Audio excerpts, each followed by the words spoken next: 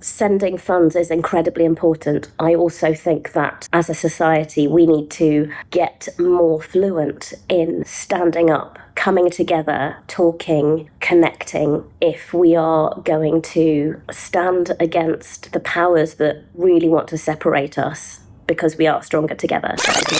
Because we are stronger together.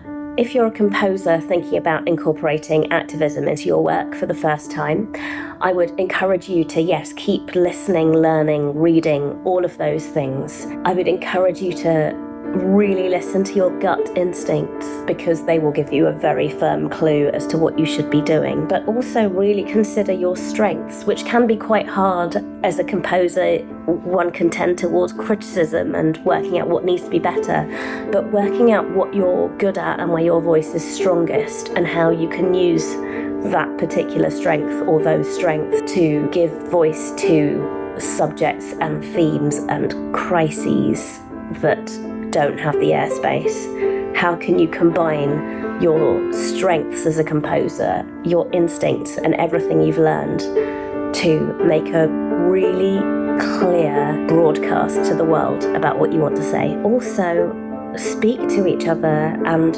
find people to connect with that you perhaps wouldn't normally, trying to bridge those gaps between our communities and trying to break out of our little echo chambers. We have more in common than we think, and if we get to know each other and share, yes, our stories, but also in the arts and in creation and through food and through time and thought and space, we will become stronger together and ease these tensions that are being created at our expense.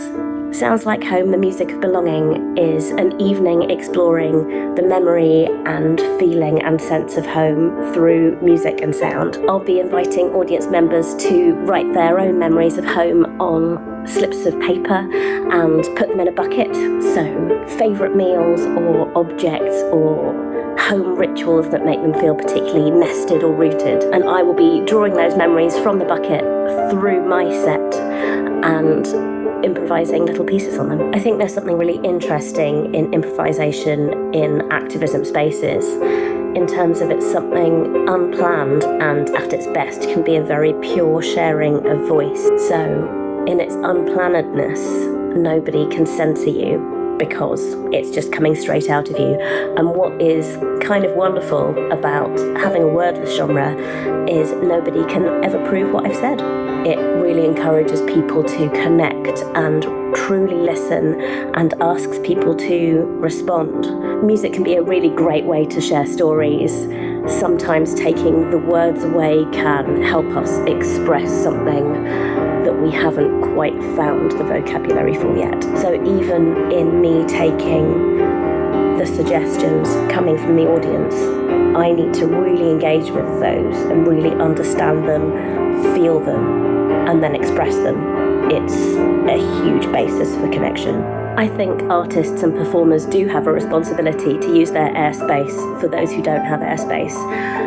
But to be honest, I don't know as an artist how you could be so disconnected from the world, from humanity, from feeling, to not be affected by what is going on across the world and to not feel like that is how you want to use your voice. There are various challenges in making political work, one of which is that you are going to irritate the gatekeepers who do not want to be called out, and often the gatekeepers hold the resources. So you can often be up against the fact that you are limiting the amount of power you are going to have in the future by who you are not getting on side currently. However, I honestly just think that it's not worth hedging your bets for. You have to speak out for the injustice in the world, otherwise nothing is ever going to change. You also run the risk of getting it wrong, but all you can do is keep reading and learning and using your voice for good and hoping that in some way you make a difference. Making political work is also exhausting. Your sense of justice can go into overdrive, and that mixed with your own artistic voice can be a big strain and very difficult to switch off from. If I had any recommendations of how to deal with that, I would be doing that myself. However, as it stands, it comes from a drive that I have to do something, and the consequences currently are what they are. The project was inspired by wanting to do something to help Palestinians, which is why I chose the charity Medical Aid for Palestinians, as the genocide rages on in their country and their homes and identities are being placed under constant threat and facing extreme violence. I wanted to do something to draw attention and focus to the idea of home and how important it is to each of us, wherever we live.